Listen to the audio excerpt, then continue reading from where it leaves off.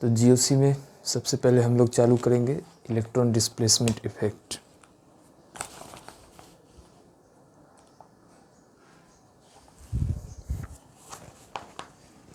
देखिए,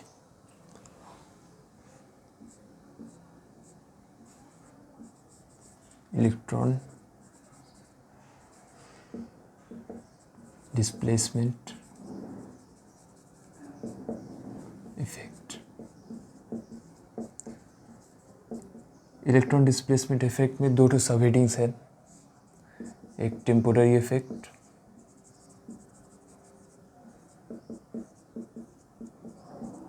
जिसमें आ जाता है इलेक्ट्रोमेरिक इफेक्ट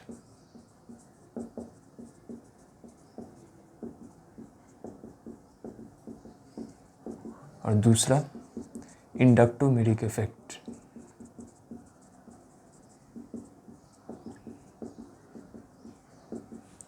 और दूसरा सब हेडिंग है परमानेंट इफेक्ट।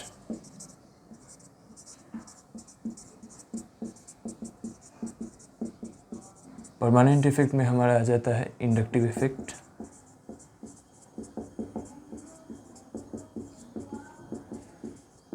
हाइपर कंजुगेशन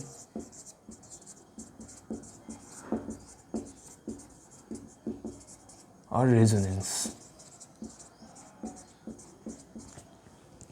सबसे पहले हम लोग स्टार्ट करेंगे with inductive effect.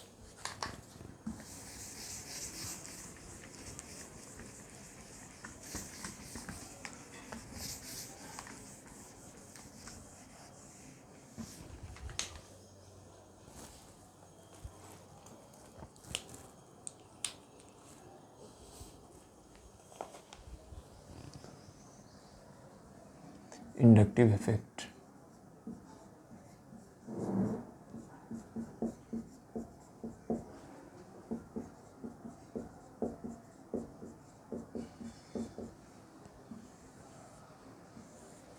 Inductive effect को हम लोग आई इफेक्ट भी बोलते हैं। और इंडक्टिव इफेक्ट का दो पार्ट्स होता है, प्लस आई इफेक्ट और minus I effect. Inductive effect को हम लोग आई इफेक्ट से भी डिनोट करते हैं।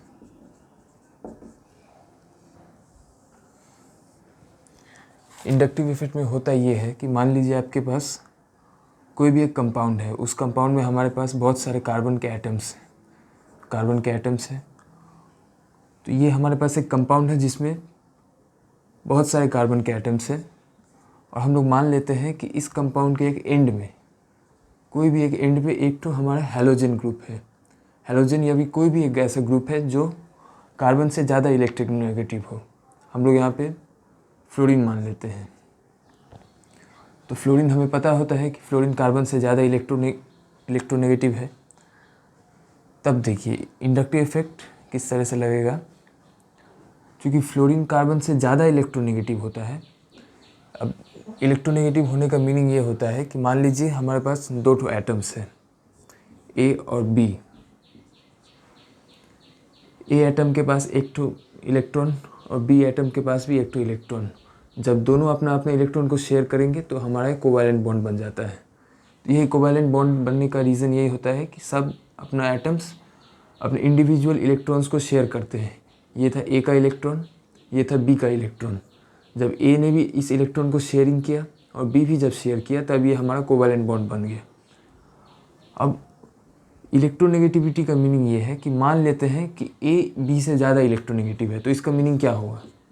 अगर यदि ए बी से ज़्यादा इलेक्ट्रोनेगेटिव है तो इसका मीनिंग क्या है।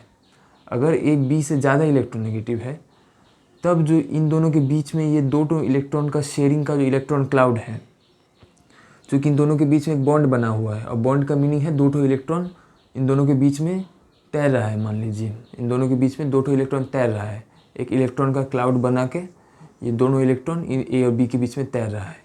अब ए अगर यदि बी से ज़्यादा इलेक्ट्रोनेगेटिव है, तब ये जो हमारे पास दोनों इलेक्ट्रॉन का क्लाउड है, ये इलेक्ट्रॉन क्लाउड ए की तरफ ज़्यादा शिफ्ट हो जाएगा। कुछ तो इस तरह से बन जाएगा। देखिए ये ए और ये जो क्लाउड था कुछ इस तरह ए की तरफ शिफ्ट कर गया है। देखिए बी अपने जगह पर ही है, लेकिन हम लोग क्या देख रहे हैं, ए के पास पहले ही ये क्लाउड ए और बी दोनों के बीच में था इक्वली, लेकिन चूंकि ए ज़्यादा इलेक्ट्रोनेगेटिव है तो ये क्या किया, ये इलेक्ट्रॉन को अपने तरफ खींच लिया।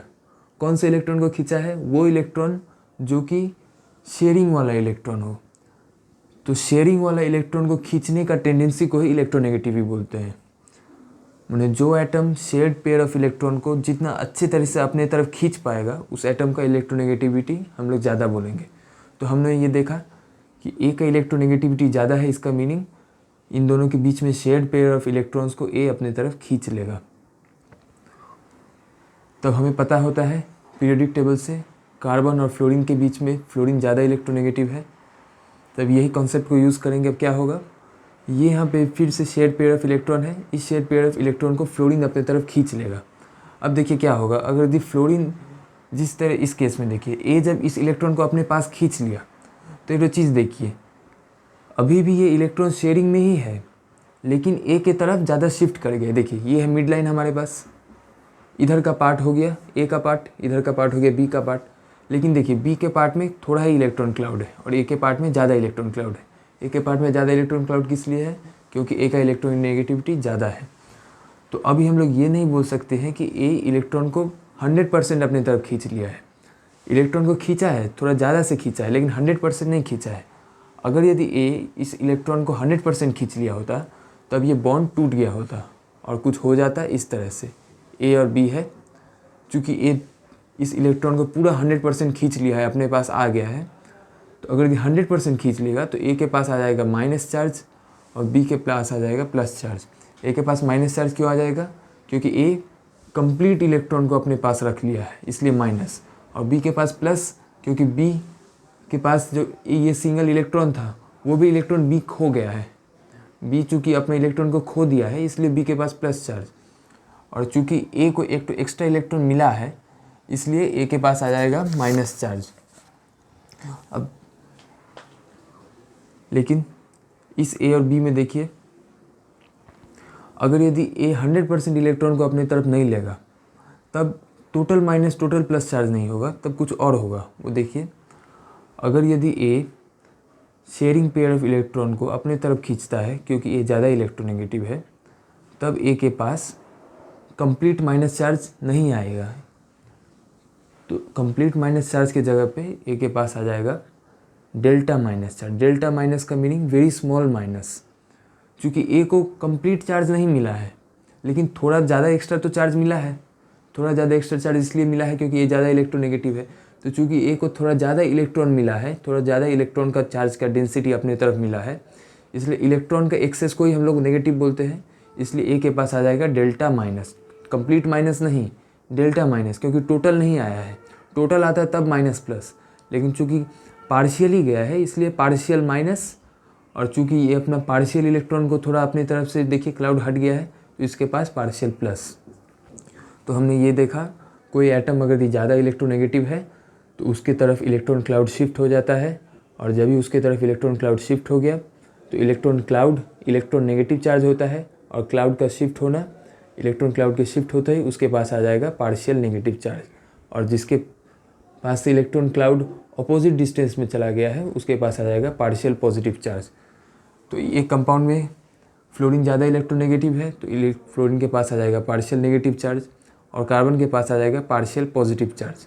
तब यहाँ से यहाँ पे मूव किए तो हमने देखा कि फ्लोरीन के पास आ गया पार्शियल नेगेटिव, कार्बन के आगे पास आ गया पार्शियल पॉजिटिव। अब देखिए, अब ये कार्बन के पास आ गया है partial positive charge. Total positive नहीं है लेकिन पार्शियल पॉजिटिव है। पार्शियल पॉजिटिव रहने के कारण से क्या होगा, अब फिर से यहाँ पे ये कार्बन इस कार्बन के साथ कोवैलेंट बॉन्ड बना रहा है, लेकिन इस कार्बन के पास कोई भी चार्ज नहीं है, ये न्यूट्रल कार्बन है, लेकिन इस कार्बन के पास पार्शियल पॉजिटिव चार्ज है, और हमें पता होता है पॉजिटिव चार्ज नेगेटिव चार्ज को अट्रैक्ट करता है। तो देखिए पॉजिटिव चार्ज के सामने ये, अब हम लोग इधर नहीं देखेंगे, इधर से हम लोग इधर मूव कर रहे हैं, इतना दूर का काम हो गया, अब यहाँ से इधर चेक करेंगे। अब इस प्लस चार्ज के सामने में ये इलेक्ट्रॉन का फिर से क्लाउड डेंसिटी है, इलेक्ट्रॉन नेगेटिव चार्ज होता है, तो ये पॉजिटिव चार्ज नेगेटिव चार्ज को फिर से अपने तरफ खींचेगा। तो देखिए नेगेटिव चार्ज इसके तरफ,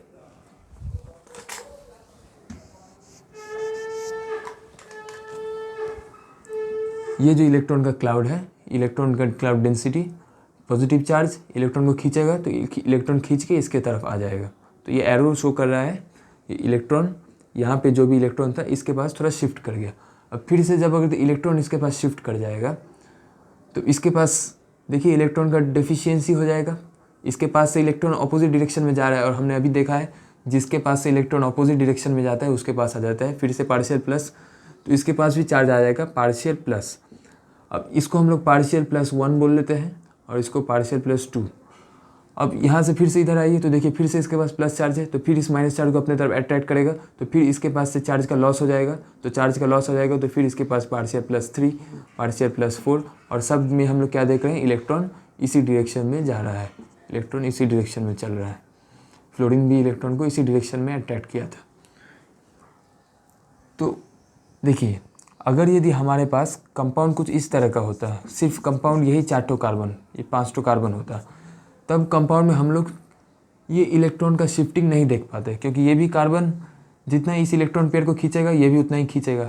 तो चूंकि दोनों सेम मैग्नीट्यूड से डायरेक्शन अपोजिट डायरेक्शन में खींच रहा है, तो इलेक्ट्रॉन ना ही इसके पास जाएगा ना ही इसके पास आएगा, इलेक्ट्रॉन बीच में रहेगा, इसलिए इलेक्ट्रॉन का कोई भी शिफ्टिंग नहीं होगा। लेकिन इसी में एक फ्लोरीन को जोड़ देने से देखिए इलेक्ट्रॉन पूरा इस डायरेक्शन में शिफ्ट कर गया है, तो इसी को हम लोग बोलते हैं इंडक्टिव इफेक्ट। इंडक्टिव इफेक्ट में क्या होता है, इलेक्ट्रोनेगेटिविटी डिफरेंस के कारण से इलेक्ट्रॉन का शिफ्टिंग होता है।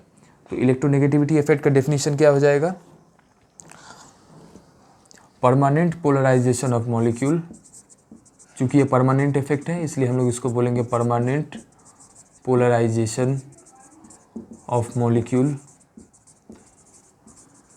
इन वन डायरेक्शन। देखिए एक ही डायरेक्शन में मॉलिक्यूल का पोलराइजेशन, पोलराइजेशन का मीनिंग होता है शिफ्टिंग, ये इलेक्ट्रॉन शिफ्टिंग, और शिफ्टिंग किसका होगा, शिफ्टिंग होगा इलेक्ट्रॉन का।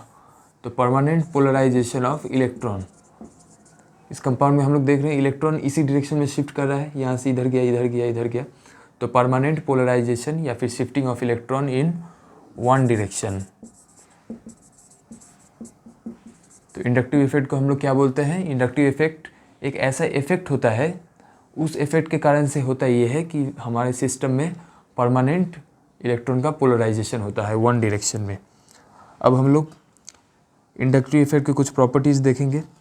पहला प्रॉपर्टी नंबर 1 कि इंडक्टिव इफेक्ट वर्क करता है ओनली थ्रू सिग्मा बॉन्ड। तो inductive effect work through sigma bond, माने ये जो अपने इलेक्ट्रोनेगेटिविटी के कारण से इलेक्ट्रॉन को खींच रहा है, ये सिर्फ सिग्मा बॉन्डेड इलेक्ट्रॉन्स को ही खींचेगा। यहाँ पे यदि पाई बॉन्ड ले लेंगे तो पाई बॉन्ड पे इफेक्ट नहीं शो करता है। ये एक्सपेरिमेंटल डेटा रिजल्ट शो हुआ है कि ये सिर्फ सिग्मा बॉन्ड पर ही अपना इफेक्ट शो करेगा।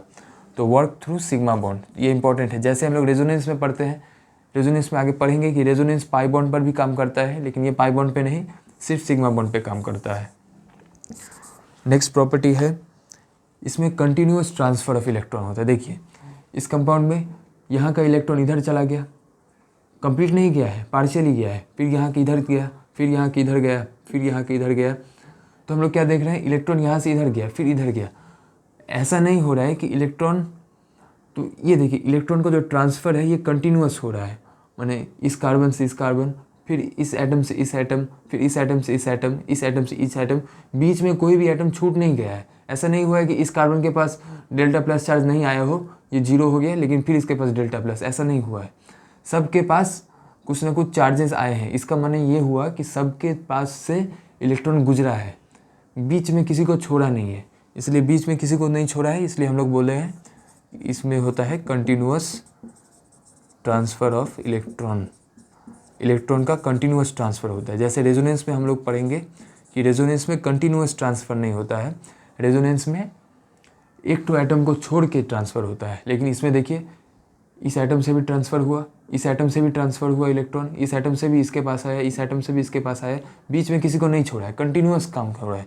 इसलिए हम लोग बोलेंगे continuous transfer of electron. Next सबसे इम्पॉर्टेंट पॉइंट इंडक्टिव इफेक्ट का, कि inductive effect inversely proportional to distance. जैसे जैसे डिस्टेंस बढ़ते जाएगा इस इफेक्ट का स्ट्रेंथ घटते जाएगा। Inversely proportional to distance, inductive effect distance के साथ इन्वर्सली प्रोपोर्शनल होता है।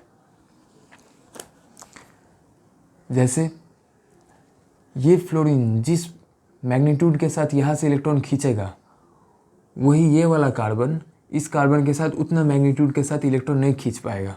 इसका रीज़न ये है कि फ्लोरीन कम्प्लीटली एक इलेक्ट्रोनेगेटिव एटम है, लेकिन ये कार्बन एक कम्प्लीटली इलेक्ट्रोनेगेटिविटी एटम नहीं है।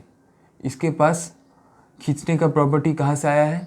चूँकि इसके पास पार्शियल पॉजिटिव चार्ज आया है, इसलिए इसके पास खींचने का टेंडेंसी आया है, लेकिन फ्लोरीन अपने इलेक्ट्रोनेगेटिविटी के कारण से खींच रहा है, इसलिए फ्लोरीन के पास इफेक्ट सबसे स्ट्रॉन्ग होगा। और जैसे जैसे फ्लोरीन से हम लोग दूर भागते जाएंगे, इसका खींचने का इफेक्ट घट जाएगा। इसी को हम लोग बोलते हैं कि इन्वर्सली प्रोपोर्शनल टू डिस्टेंस। मैंने अगर भी आपसे कोई पूछ दे कि इस कार्बन एटम को पकड़ेंगे और इस कार्बन एटम को पकड़ेंगे तो इंडक्टिव इफेक्ट कहाँ पे सबसे ज़्यादा इफेक्ट शो करेगा, तो सबसे पहले आप चेक कर लीजिए कि इंडक्टिव इफेक्ट स्टार्ट कहाँ से हो रहा है। तो हम लोग देखेंगे कि मॉलिक्यूल में इंडक्टिव इफेक्ट यहाँ से स्टार्ट हो रहा है। यहाँ से स्टार्ट इसलिए हो रहा है क्योंकि पहले फ्लोरीन इलेक्ट्रॉन को अपनी तरफ खींचा, फिर यहाँ से इलेक्ट्रॉन इधर गया, फिर यहाँ से इलेक्ट्रॉन इधर गया, इसलिए इलेक्ट्रॉन का ट्रांसफ़र यहाँ से स्टार्ट हो रहा है। चूँकि इलेक्ट्रॉन का ट्रांसफ़र यहाँ से स्टार्ट हो रहा है, इसलिए इंडक्टिव इफेक्ट यहाँ से स्टार्ट हो रहा है। तो इसलिए सबसे पहले हम लोग चेक करेंगे कि इंडक्टिव इफेक्ट स्टार्ट कहाँ से हो रहा है। तो हमें पता लगे इंडक्टिव इफेक्ट यहाँ से स्टार्ट हो रहा है। अब इसके सबसे पास वाला एटम है ये, और ये वाला एटम इससे दूर वाला एटम। और इन्वर्सली प्रोपोर्शनल टू डिस्टेंस का मीनिंग ये हुआ कि जितना जितना दूर जाते जाएंगे इंडक्टिव इफेक्ट घटते जाएगा। तो यहाँ पे इंडक्टिव इफेक्ट सबसे कम होगा और यहाँ पे इंडक्टिव इफेक्ट ज़्यादा होगा। तो यहाँ पे हम लोग क्या बोलेंगे, इंडक्टिव इफेक्ट ज़्यादा है और यहाँ पे इंडक्टिव इफेक्ट कम है। ये इसका ही मीनिंग हुआ कि inductive effect is inversely proportional to distance.